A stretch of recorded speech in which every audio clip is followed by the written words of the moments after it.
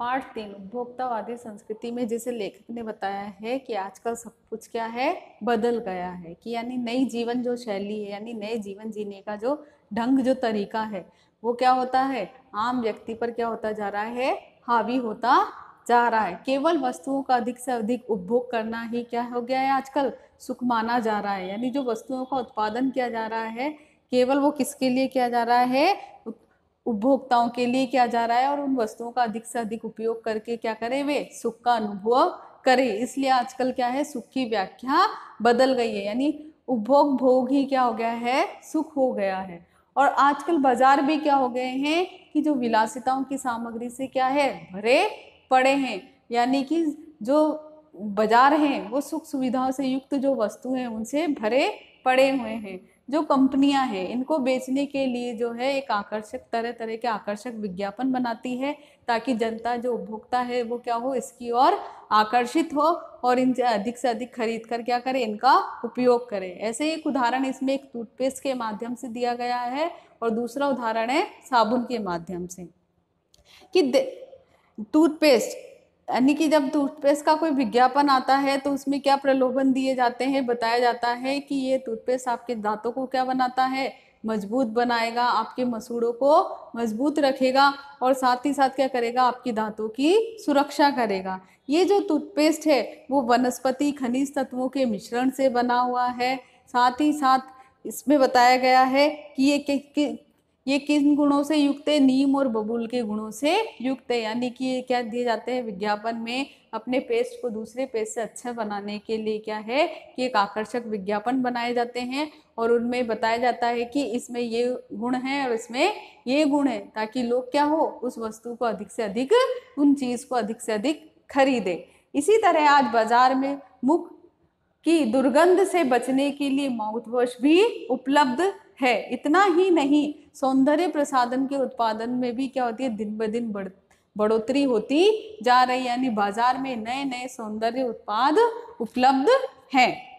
जैसे साबुन, इसमें उदाहरण दिया गया है पाठ में साबुन का। यानी एक कंपनी जो साबुन बनाती है तो कहती है कि साबुन में क्या है, हल्की सी खुशबू है, और एक ही दूसरी कंपनी जो साबुन बनाती कहती है कि इसमें कैसी खुशबू है, तेज खुशबू है, जो एक क्या करेगी, आपके शरीर को दिन भर तरोताजा रखेगी, आपके शरीर का पसीना जो है वो रोकता है, और साथ ही आपके शरीर की कीटाणुओं से क्या करेगी, रक्षा करेगा। ये लीजिए सिने स्टार, यानी कि कहते हैं कि जो बड़े बड़े फिल्म स्टार है, जो बड़े बड़े घर के लोग हैं, क्या करते हैं, इन साबुनों का उपयोग करते हैं। जिससे क्या है कि जो लोग हैं, जो जनता है, वो जो उपभोक्ता है, वो क्या होते हैं कि विज्ञापनों की ओर आकर्षित होते हैं, और वह भी चाहते हैं कि वह इन चीजों का क्या करे, उपयोग करे। साथ ही साथ ये भी कहा जाता है कि जो साबुन है किससे निर्मित है, गंगा जल से बनाया गया है।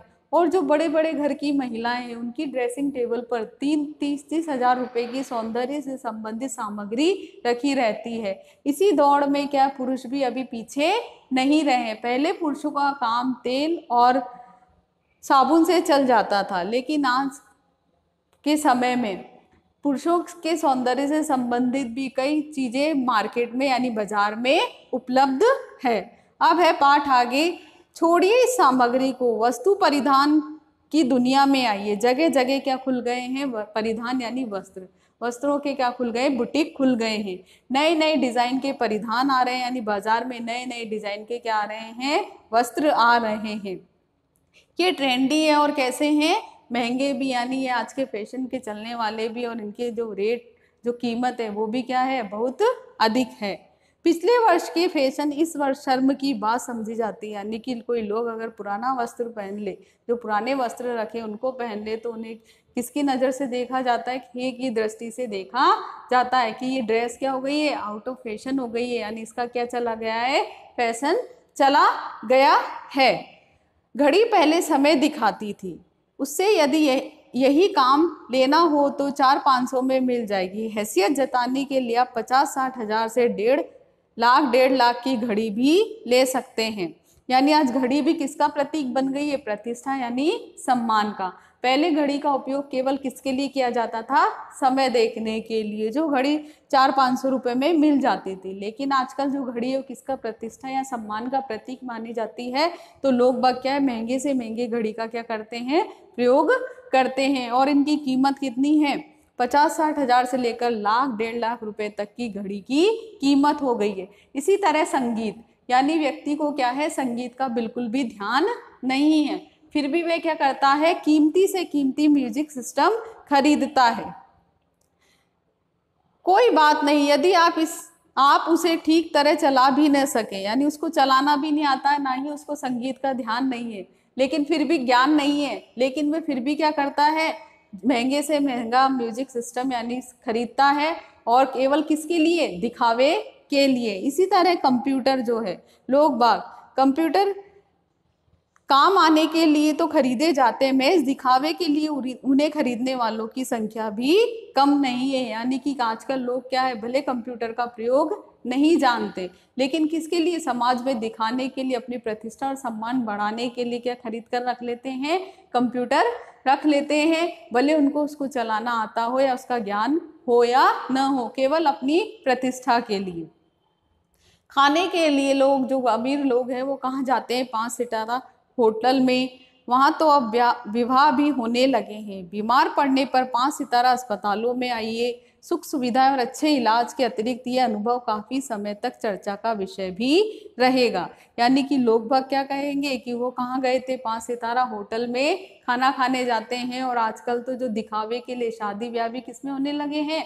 5 सितारा होटल में होने लगे हैं। अमुक व्यक्ति ने अपना इलाज 5 सितारा अस्पताल में कराया है, तो लोग बाग क्या करेंगे? सब इनकी चर्चा करेंगे कि ये सब, इसलिए वो चर्चा का विषय बने रहते हैं।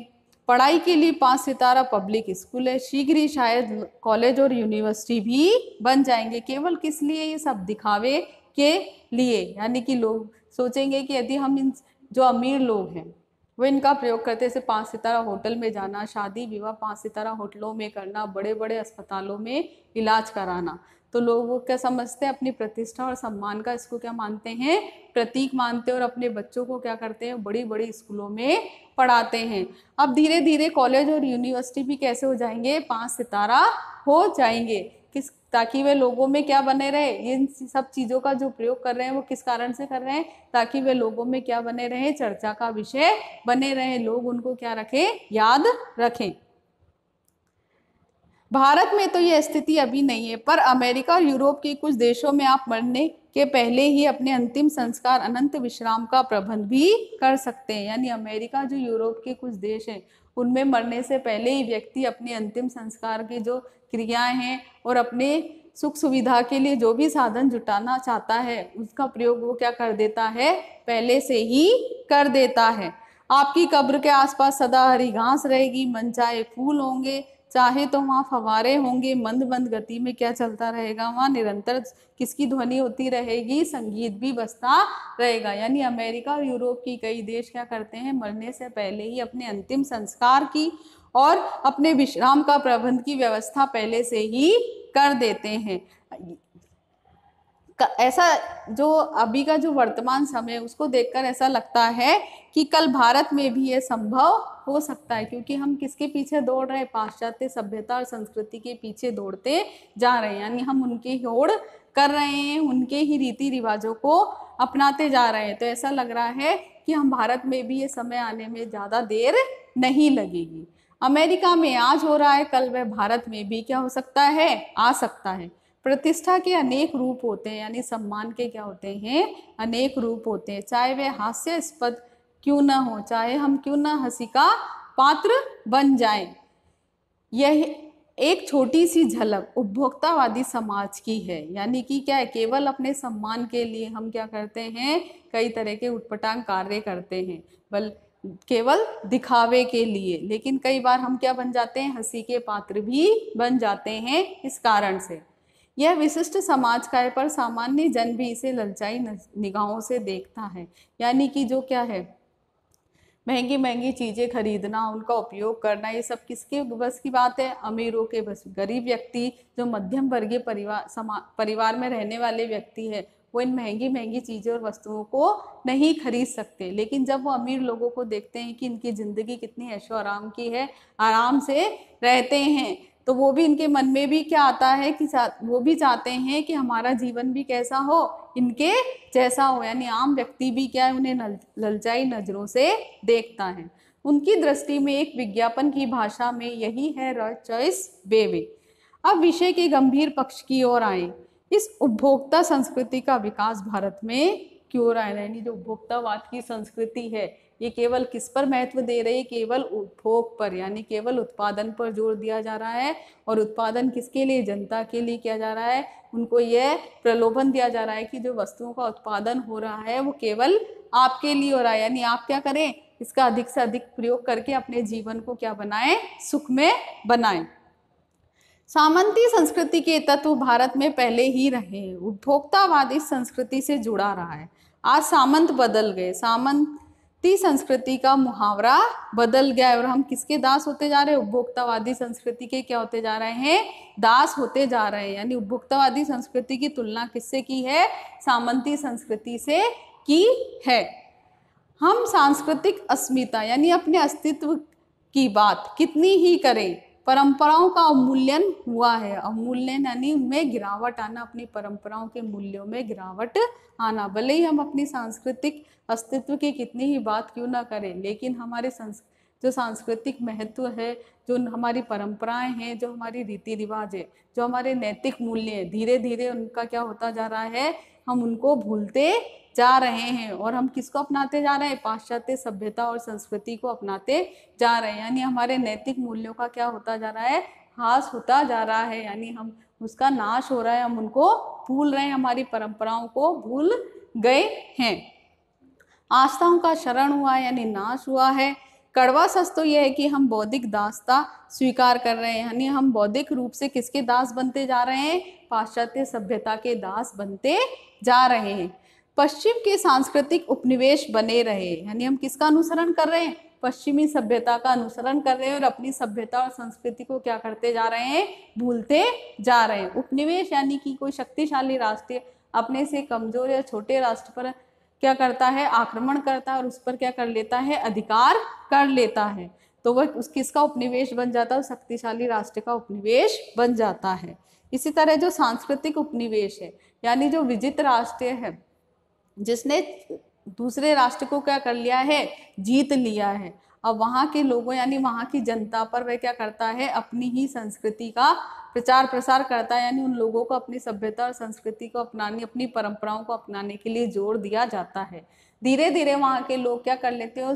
उन परंपराओं को क्या करने लगते हैं? अपनाने लगते हैं। तो यही क्या कहलाता है? सांस्कृतिक उपनिवेश कहलाता है। हमारी नई संस्कृति अनुकरण की संस्कृति है, यानी कि हम क्या कर रहे हैं? केवल पाश्चात्य सभ्यता का ही अनुकरण करते जा रहे हैं। हम उसके अच्छाई और बुराई के गुणों को नहीं देख रहे हैं, केवल उसका अंधानुकरण किए जा रहे हैं। हम आधुनिकता के झूठे प्रतिमान अपनाते जा रहे हैं, केवल दिखावा ही किए जा रहे हैं। प्रतिष्ठा की अंधी प्रतिस्पर्धा में, केवल सम्मान की अंधी दौड़ में जो अपना है उसे खोकर छदम आधुनिकता की गिरफ्त में होते जा रहे हैं। यानी इस प्रतिष्ठा, इस सम्मान की अंधी दौड़ में क्या है? हम अपने आप को, खुद को क्या करते जा रहे हैं? भूलते जा रहे हैं। यानी अपनी सभ्यता और संस्कृति को क्या करते जा रहे हैं? भूलते जा रहे हैं। साथ ही साथ इसके साथ साथ क्या हो रहा है? हमारे नैतिक मूल्यों का भी ह्रास हो रहा है और लोगों में क्या बढ़ती जा रही हैं? दूरियां बढ़ती जा रही है। संस्कृति की नियंत्रक शक्तियों के क्षीण हो जाने के कारण हम दिग्भ्रमित यानी भ्रमित हो रहे हैं। हमारा समाज ही अन्य निर्देशित होता जा रहा है। विज्ञापन और प्रसार के सूक्ष्म तंत्र हमारी मानसिकता बदल रहे हैं, यानी विज्ञापन और वस्तुओं के प्रचार प्रसार के कारण हमारी मानसिकता भी क्या होती जा रही है? बदलती जा रही है और हम उनके क्या बनते जा रहे हैं? दास बनते जा रहे हैं। उनमें सम्मोहन की शक्ति, यानी उनमें क्या, उन विज्ञापनों में क्या है? एक आकर्षित करने की एक शक्ति है, वशीकरण की शक्ति है। यानी हम विज्ञापन की ओर आकर्षित होकर क्या कर लेते हैं? उन वस्तुओं को खरीदते और उनका उपयोग करने लग जाते हैं। यानी इन विज्ञापनों में क्या है? एक सम्मोहन यानी व्यक्तियों को आकर्षित करने की शक्ति है। अंततः इस संस्कृति के फैलाव का परिणाम क्या होगा, ये गंभीर चिंता का विषय है। यदि हम क्या करते रहेंगे, पाश्चात्य सभ्यता को अपनाते रहेंगे, तो हम अपनी संस्कृति के को क्या करते जाएंगे, भूलते ही जाएंगे, जो हमारे लिए क्या है, एक चिंता का विषय है। हमारे सीमित संसाधनों का घोर अपव्यय हो रहा है। जीवन की गुणवत्ता आलू के चिप्स से नहीं सुधरती, यानी जीवन जीने की जो गुणवत्ता है उसमें भी क्या आती जा रही है, गिरावट आती जा रही है। हम जो विदेशी खाना है जैसे पिज़्ज़ा, बर्गर, चिप्स, शीतल पेय यानी कोल्ड ड्रिंक्स, हम सब क्या कर रहे हैं, इनका प्रयोग कर रहे हैं, जो हमारे स्वास्थ्य के लिए क्या है, हानिकारक है। लेकिन इनका प्रयोग करना हम अपने क्या समझते हैं, एक प्रतिष्ठा का प्रतीक समझते हैं। इन सब चीज़ों को खाना, जैसे पिज़्ज़ा, बर्गर, ये कोल्ड ड्रिंक्स वगैरह पीना। जीवन की गुणवत्ता आलू के चिप्स से नहीं सुधरती, नहीं बहु विज्ञापित शीतल पेयों से, भले ही वे अंतर्राष्ट्रीय हो। पिज़्ज़ा, बर्गर कितने ही आधुनिक हो, वे कूड़ा खाद्य, यानी उनको क्या समझा जाता है, कूड़े यानी कचरे के समान समझा जाता है। यानी कि इन सब चीज़ों को खाने से क्या होता है, हमारे शरीर पर एक हानिकारक प्रभाव पड़ता है। फिर भी हमको पता है इसके दुष्प्रभाव हमारे शरीर पर क्या होंगे, फिर भी हम लोग यही चीज़ें क्या है अपने खाने में, जो अपना जो खाना है, जो भारतीय खाना है, उसको तो भूलते जा रहे हैं, और हम किसको अपनाते जा रहे हैं, विदेशी खाने को अपनाते जा रहे हैं, जिसके कारण जिसका हमारे स्वास्थ्य पर क्या पड़ रहा है, बड़ा ही बुरा प्रभाव यानी दुष्प्रभाव पड़ रहा है। समाज में वर्गों की दूरियां बढ़ रही है, यानी कि समाज में केवल क्या है, समाज जो आजकल का जो जीवन शैली है उसके कारण व्यक्ति क्या हो गया है, आत्म केंद्रित, यानी अपने तक ही क्या हो गया है, सीमित हो गया है। वे दूसरों के बारे में नहीं सोचता, केवल अपने लिए ही सब सुख सुविधाएं जुटाना चाहता है, चाहे दूसरे को इससे कितनी ही मुसीबत क्यों ना हो, कितनी ही हानि क्यों ना उठानी पड़े, उससे उसको कोई भी मतलब नहीं है। जीवन का स्तर दूरी, समाज के वर्गों की दूरी बढ़ रही है, सामाजिक सरोकारों में कमी आ रही है, यानी सामाजिक मेलजोल क्या होता जा रहा है, कम होता जा रहा है। केवल व्यक्ति अपने तक ही क्या हो गया है, सीमित हो गया है। जीवन स्तर का ये बढ़ता अंतर आक्रोश और अशांति को जन्म देता है। जैसे जैसे दिखावे की संस्कृति फैलेगी, यानी ये दिखावे का जो संस्कृति का प्रसार होगा, वैसे वैसे समाज में क्या फैलती जाएगी, अशांति फैलती जाएगी, यानी लोगों में मिलजुल कर रहने की जो भावना है धीरे धीरे क्या होती जाएगी, समाप्त होती जाएगी। हमारी सांस्कृतिक अस्मिता का जो है हास तो हो ही रहा है, हमारा लक्ष्य भ्रम से पीड़ित हो रहा है, यानी हम अपनी संस्कृति के अस्तित्व को क्या करते जा रहे हैं, भूलते जा रहे हैं। विकास के विराट उद्देश्य से पीछे हट रहे हैं, यानी जो हमारे आगे बढ़ने का जो उद्देश्य था उससे हम क्या होते जा रहे हैं, दूर होते जा रहे हैं, यानी कि हम अपनी सभ्यता और संस्कृति को क्या करते जा रहे हैं, भूलते जा रहे हैं। हम झूठी तुष्टि यानी अपनी आत्मसंतुष्टि के तात्कालिक लक्ष्यों का पीछा कर रहे हैं, मर्यादाएं टूट रही है, नैतिक मानदंड ढीले पड़ रहे हैं, व्यक्ति केंद्रता बढ़ रही है, स्वार्थ परमार्थ पर हावी हो रहा है, भोग की आकांक्षाएं आसमान को छू रही है, किस बिंदु पर रुकेगी यह दौड़, यानी कि क्या होता जा रहा है कि लोग अपनी मर्यादाएं टूट रही है, नैतिक मानदंड ढीले पड़ रहे हैं, यानी लोग अपनी परंपराओं को, मर्यादाओं को क्या हो रहे हैं, भूल रहे हैं, और लोगों में केवल किसकी, स्वार्थ की भावना ही क्या है, बढ़ती जा रही है, और व्यक्ति क्या होता जा रहा है, आत्म केंद्रित होता जा रहा है। केवल अधिक से अधिक वस्तुओं का क्या करना, उपयोग करना, और अपने जीवन को अच्छा बनाना ही क्या है, व्यक्ति की सोच होती जा रही है। अब ये जो सोच है व्यक्ति की, वो न जाने उसको कहाँ तक लेकर जाएगी। गांधी जी ने कहा था कि हम स्वस्थ सांस्कृतिक प्रभावों के लिए अपने खिड़की दरवाजे खुले रखें, पर अपनी बुनियाद पर कायम रहें, यानी गांधी जी क्या कहना चाहते हैं इस माध्यम से, कि जो हमारी सभ्यता और संस्कृति है उसकी जड़ें कभी भी नहीं हम भूलें, यानी उसको कभी भी नहीं भूलें, यानी कि अपनी बुनियाद पर कायम रहें, यानी कि हम क्या है, अपनी संस्कृति को तो साथ में लेकर चलें, यानी अपनी संस्कृति को कभी भी नहीं भूलें। लेकिन जो दूसरी संस्कृति है उनके लिए अपने खिड़की दरवाजे खुले रखने से मतलब क्या, जो दूसरे देशों की सभ्यता और संस्कृति है, यदि कोई उसकी अच्छी बात है जिससे कि हम क्या है, आगे बढ़ सकें, तो हमें क्या करनी चाहिए, उन सब परंपराओं को, उन संस्कृति को अपनाने के लिए क्या है, हमें हमारे द्वार हमेशा खुले रखने चाहिए, लेकिन साथ में हमें अपनी सभ्यता संस्कृति को भी क्या है, कायम रखना है, उसको भूलना नहीं है। उपभोक्तावाद की संस्कृति हमारी सामाजिक नींव को हिला रही है। ये एक बड़ा खतरा है भविष्य के लिए, क्या एक बड़ी चुनौती है। क्यों? क्योंकि उपभोक्तावाद की संस्कृति के कारण व्यक्ति क्या होता जा रहा है, आत्म केंद्रित होता जा रहा है, यानी अपने आप में ही सिमटता जा रहा है, और वो जीवन जीने के लिए क्या, सुख सुविधाओं के लिए केवल जो है वस्तुओं पर निर्भर होता जा रहा है। उसकी शारीरिक क्षमता, जो मेहनत है, वो बिल्कुल भी नहीं करना चाहता। वो चाहता है कि उसका जीवन क्या हो, कि जो वस्तुएं हैं उनका प्रयोग करके वो अपने जीवन को क्या बनाए, आसान बनाए। ये था पाठ उपभोक्तावादी संस्कृति, यानी इसके माध्यम से कि बताया है कि जो हमारी जीवन शैली है, जो हमारे जीने का तरीका है, वो क्या होता जा रहा है, बदलता ही जा रहा है। केवल वस्तु का क्या करना, अधिक से अधिक उपभोग करना ही माना जा रहा है, सुख माना जा रहा है।